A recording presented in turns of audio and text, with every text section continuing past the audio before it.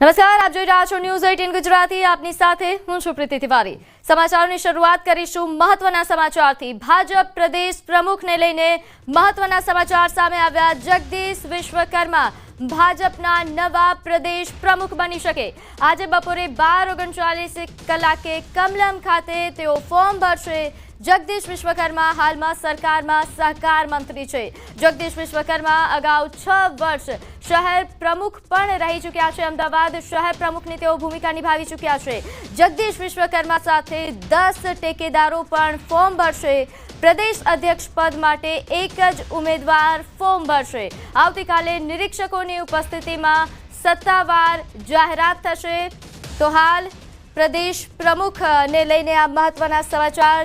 જે નામોની સૌથી વધારે ચર્ચા થઈ રહી હતી એવા જગદીશ વિશ્વકર્મા તેઓ નવા પ્રદેશ પ્રમુખ બની શકે છે, કારણ કે આજે તેઓ ફોર્મ ભરવાના છે। 12:39 કલાકે ફોર્મ ભરશે અને એકમાત્ર વ્યક્તિ જે ફોર્મ ભરશે, એક જ ઉમેદવાર જે ફોર્મ ભરશે, એટલે હવે આવતીકાલની રાહ જોવાની જરૂર લાગતી નથી।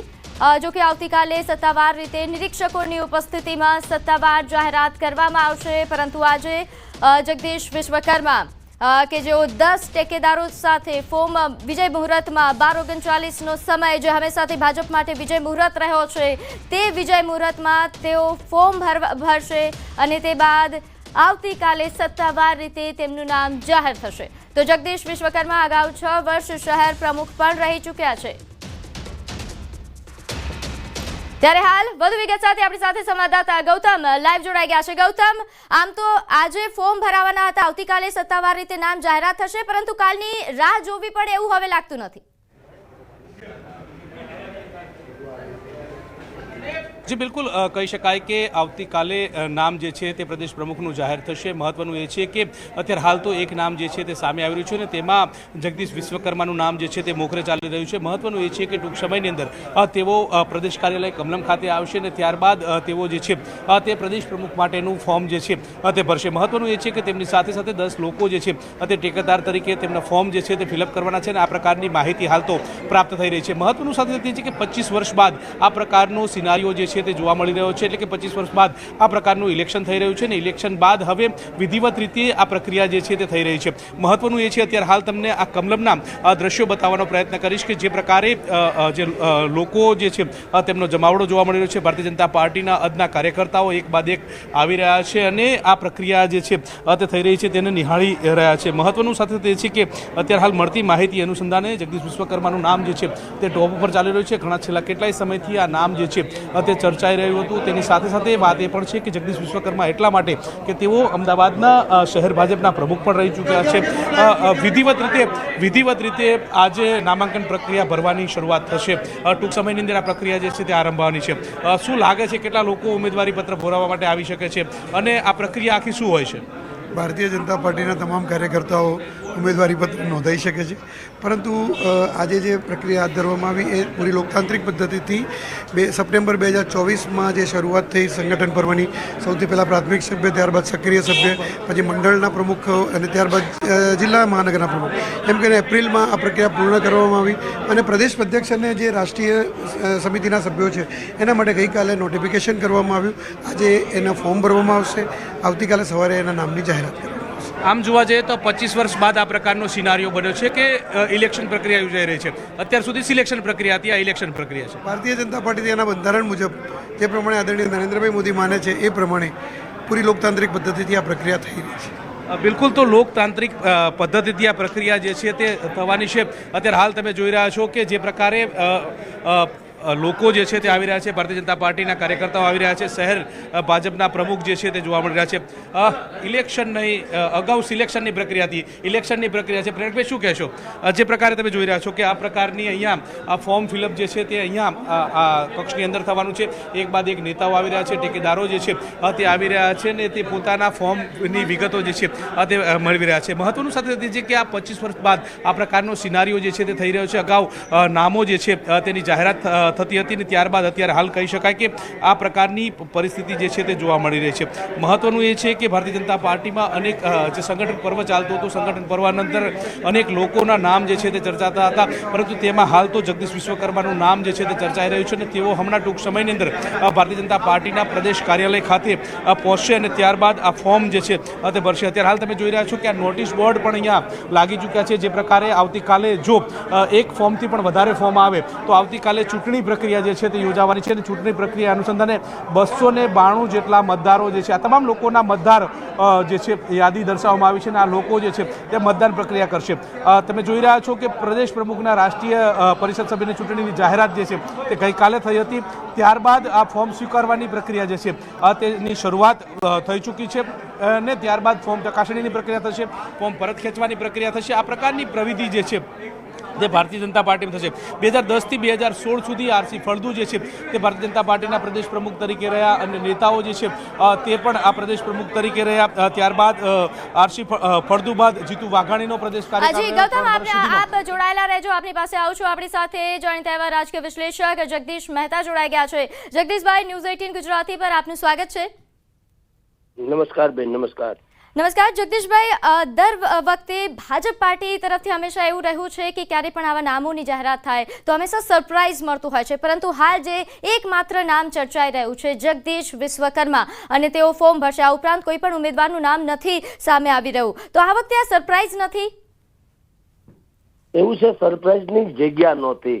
સાંભળો, સરપ્રાઇઝ સામાન્ય રીતે ભારતીય જનતા પાર્ટીમાં એવું બનતું હોય છે જેના નામ ચર્ચામાં હોય એની જગ્યાએ કોઈ બીજાનું જ નામ આવે, એ સરપ્રાઇઝ વાળી વાતો હાલતી હતી. પરંતુ આ વખતે તો આપની જાણ ખાતર બેન, આજથી 3 મહિના પહેલા જયારે મને પૂછવામાં આવ્યું હતું ત્યારે પણ આપણે અવેલેબલ છે, તમે વિડીયો અવેલેબલ છે કે આપણે કીધેલું કે જગદીશ વિશ્વકર્મા સિવાય બીજા કોઈનો મેળ પડે એમ નથી. લોઠે લાકડે તમે લખી લ્યો. એટલા માટે મયંક નાયક નું નામ હતું, કચ્છના વિનોદભાઈ ચાવડાનું નામ હતું, ઉદય કાનગઢનું નામ હતું, ભાઈ જેબલિયાનું નામ હતું, બાબુભાઈ જેબલિયા, અનેકોના નામ હતા. પણ નામ હોવા અને બાકીના બધા પેરામીટર્સમાં ફિટ બેસવું એમાં આસમાન જમીનનો ફેર. જગદીશ વિશ્વકર્મા ઈ ફિટ એટલા માટે બેસે કે જે નાના સમાજની વોટ બેંક જે છે, જે 1.5-2 કરોડની આળેગાળેની છે, એ વોટ બેંકને ભારતીય જનતા પાર્ટી તરફી કરવાની જે એક મોટામાં મોટી જેને કહેવાય યોજના કહેવાય, એ PM વિશ્વકર્મા કૌશલ સન્માન યોજના, એના ખરા રચયિતા કે માર્ગદર્શક તમે કહો તો એ જગદીશ વિશ્વકર્મા હતા. અને નરેન્દ્ર મોદીએ પછી એ યોજનાની જાહેરાત કરી અને એમાં તમામ નાના કૌશલ્યવાન પરંપરાગત વ્યવસાય કરનારા કૌશલ્યવાન એટલે કોણ? મિસ્ત્રી, વાણંદ, માળા બનાવનારા માળી, ધોબી, દરજી, તાળા ચાવી બનાવનારા, પછી શિલ્પકાર, પથ્થર તોડનારા અને પથ્થર કોતરનારા, લુહાર, સુવર્ણકાર, પછી મોચી, ઢીંગલી ને રમકડા બનાવનાર, હોડી બનાવનાર, માછલીની જાળી બનાવનાર, ટોપલી બનાવનાર, બાસ્કેટ બનાવનાર, અરે ત્યાં સુધી કે સાવરણી ને સાવરણા બનાવે છે એનો પણ એમાં સમાવેશ કરી દેવામાં આવ્યો.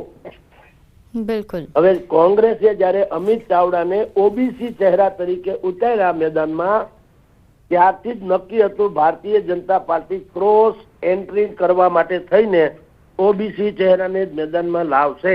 બિલકુલ. એટલે પ્રદેશ પ્રમુખનો ચહેરો તો પહેલેથી સ્પષ્ટ જ લાગી રહ્યો હતો, પરંતુ આ સરપ્રાઇઝની સાથે શું કોઈ બીજું સરપ્રાઇઝ પણ આવી શકે, એના કોઈ એંધાણ? એ ભયંકર એંધાણ છે બેન. પણ આપણે કહીએ તો લોકો આપણી ઉપર એમ કે છે તમારી આ ઈચ્છા છે, પણ આપણી ઈચ્છા નથી, જે બનવાનું છે તે હું કઉ છું. હજી સરપ્રાઇઝની ચરમસીમા અને બ્રેકિંગ ન્યૂઝ તમે અપાર આપી શકો એવા બધા જ ફેરફારો ગુજરાતના સંગઠન તો ઠીક છે પણ સરકારમાં પણ આવી રહ્યા છે. જી જગદીશભાઈ, આપ અમારી સાથે જોડાયા, આપનો ખૂબ ખૂબ આભાર. નમસ્કાર.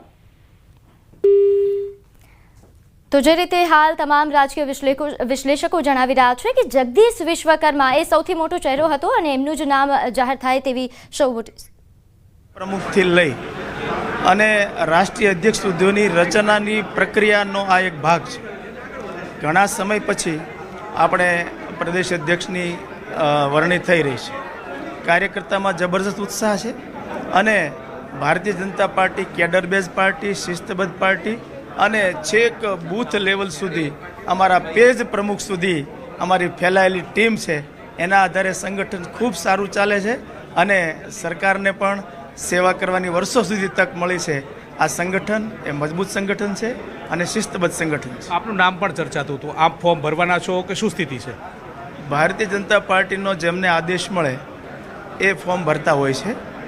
અમારા પાર્ટીની આ પ્રક્રિયા અને પરંપરા છે. આ પરંપરા અનુસાર જેમને પણ આદેશ મળે, અમારું મોવડી મંડળ દિલ્હીનું નક્કી કરે એ માણસ ફોર્મ ભરશે. હું પણ કાર્યકર્તા છું અને મારે આવું કોઈ ફોર્મ ભરવાનું હોતું નથી. જગદીશ વિશ્વકર્માનું નામ ચર્ચાઈ રહ્યું છે કે તેઓ ફોર્મ ભરશે. આમાં તથ્યતા કેટલી, સત્યતા કેટલી? જગદીશભાઈ સિનિયર કાર્યકર્તા છે, એ પણ બની શકે છે. મને એમનો સંગઠનનો, સરકારનો પણ એમને બહોળો અનુભવ છે. એટલે વિશ્વકર્માજી પણ આ માટે ફિટ છે અને કાર્યકર્તાને જે જવાબદારી મળે એ નિભાવતા હોય છે. પણ એમનું નામ ચર્ચાઈ રહ્યું છે અને એ જ ફોર્મ ભરવા આવે એવું લાગે છે. 10 ટેકેદારો સાથે ફોર્મ ભરશે, આ પ્રકારની વાત છે. હવે એ સત્તાવાર જાહેરાત હું જાણતો નથી હજી કે સત્તાવાર જાહેરાત એવું લાગતું નથી, પણ જે કંઈ પાર્ટી નિર્ણય કરે એ કાર્યકર્તા આમાં આગળ વધતા હોય છે. જી, બિલકુલ. તો પાર્ટી જે નિર્ણય કરતા હોય છે તે પ્રમાણે આગળ વધતા હોય છે. આપણી સાથે ભારતીય જનતા પાર્ટીના અન્ય જે કાર્યકર્તાઓ છે, શું કહેશો? જગદીશ વિશ્વકર્માનું નામ ચર્ચાઈ રહ્યું છે, એમાં કેટલી સત્યતા? પાર્ટી જે નક્કી કરે નામ ફોર્મ ભરાશે. આ ભારતીય જનતા પાર્ટી છે, શિસ્તબદ્ધ પાર્ટી. વર્ષો બાદ આ પ્રકારની ઇલેક્શનની પ્રક્રિયા થઈ. જી બરાબર છે. પહેલાં પણ થયેલું જ છે આવું. પહેલાં ક્યારે થયું હતું ને આ કેટલા વર્ષો બાદ આ પ્રક્રિયા જોવા મળી રહી છે? એટલે પ્રક્રિયા કાર્યકર્તાઓને ભેગા કરી અને કાર્યકર્તાના રૂબરૂ જ થાય છે. રજનીભાઈ આપણી સાથે. રજનીભાઈ, અનેક નામો ચર્ચાઈ રહ્યા છે, અનેક કેટલાય સમયથી અટકળો ચાલતી હતી, પરંતુ હવે અટકળોનો અંત આવ્યો છે. વિધિવત રીતે આ ચૂંટણી પ્રક્રિયા હાથ ધરાશે. ગઈકાલે ભારતીય જનતા પાર્ટી દ્વારા ચૂંટણીની આખી પ્રક્રિયા નક્કી કરવામાં આવી છે.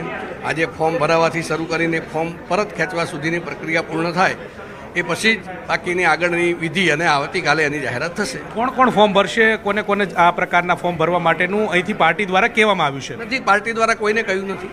ફોર્મ ભરાશે અને એના આધારે નક્કી થશે. કોંગ્રેસે ઓબીસી ચહેરો આપ્યો છે, ભારતીય જનતા પાર્ટી પણ ઓબીસી ચહેરો આપશે પ્રદેશ પ્રમુખ માટે. આ પ્રકારની અટકળો છે, એમાં શું લાગે છે, શું માનો છો? ભારતીય જનતા પાર્ટી કાર્યકર્તાઓની પાર્ટી છે. સામાજિક સમરસતાના ભાવ સાથે સતત બધા કામ કરતા હોય છે. કોઈ પણ આવી શકે છે. જગદીશ વિશ્વકર્માનું નામ ચર્ચાય છે, એને લઈને તમે શું કહેશો? કારણ કે એ પણ ટેકેદારો તરીકે ટેકેદારો સાથે ફોર્મ ભરવા માટે આવશે.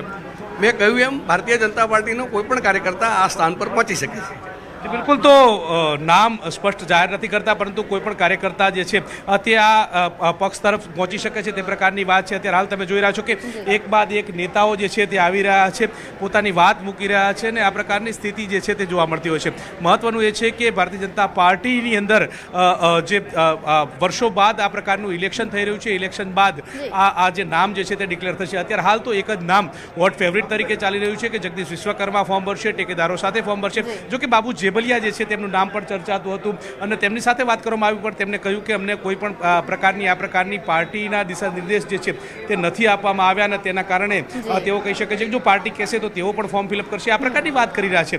એટલે કે હવે જોવાનું એ રહે છે કે કોણ અત્યારે હાલ તો ટૂંક સમયની અંદર આ પ્રવિધિની શરૂઆત થશે. પ્રવિધિની શરૂઆત બાદ કોણ અને કેટલા નેતાઓ ફોર્મ ફિલઅપ કરે છે, તેમાંથી કેટલા નેતા પરત ખેંચે છે, આ એક પ્રક્રિયા છે. પરંતુ વાત એ છે કે મોવડી મંડળ જે પ્રકારના જે પ્રકારની સ્થિતિ છે ગુજરાતની, 156 બેઠક 2022ની અંદર આવી હતી, તેને બરકરાર રહે તે પ્રકારનો મજબૂત જે ઉમેદવાર જે છે તે પ્રદેશ પ્રમુખ તરીકે આપી શકે, આ પ્રકારની નીતિ રીતિ ભારતીય જનતા પાર્ટીની રહી છે અને ભારતીય જનતા પાર્ટી કંઈક નવું કરવા માટે જાણીતી હોય છે.